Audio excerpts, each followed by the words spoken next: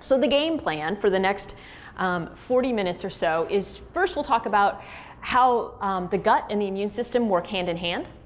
After that, we'll talk about the ramifications of an unhappy gut. And once we understand what those ramifications are, we'll talk about how nutrition has a part in that, and how you all, with the decisions that you make about nutrition, to have a part in that. And then we'll talk about conditioning and nutrition, as I said.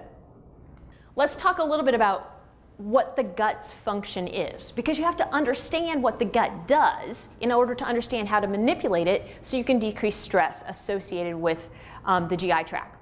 So the first, most obvious thing that the gut does is it digests food so that it can be absorbed across the epithelial cells so it can be used in the body.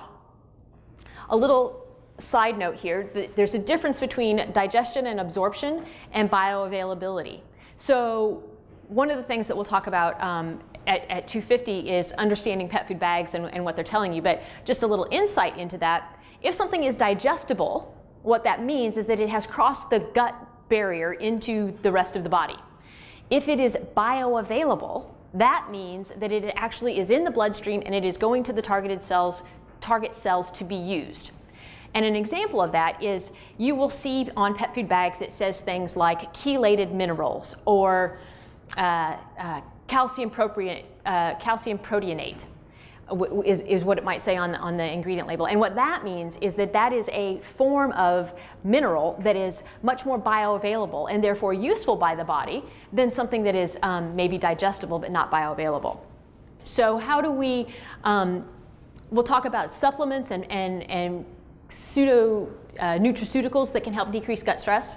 And then we'll talk about feeding practices a little bit, because we'll talk about that more next hour, and the macronutrient profile as it affects gut health. And then we'll talk about the conditioning programs.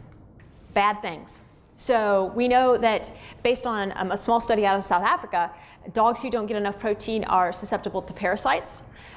They are also susceptible to toxic or infectious agents.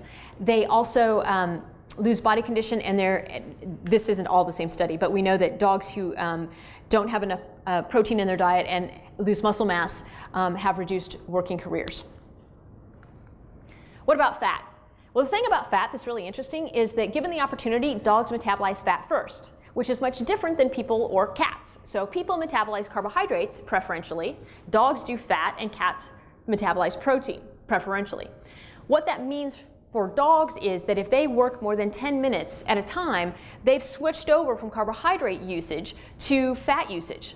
So when we design diets for these dogs who have jobs who are going longer than 10 minutes at a time, they need to have a high enough fat level in them in order for them to maintain their ability to do endurance style work.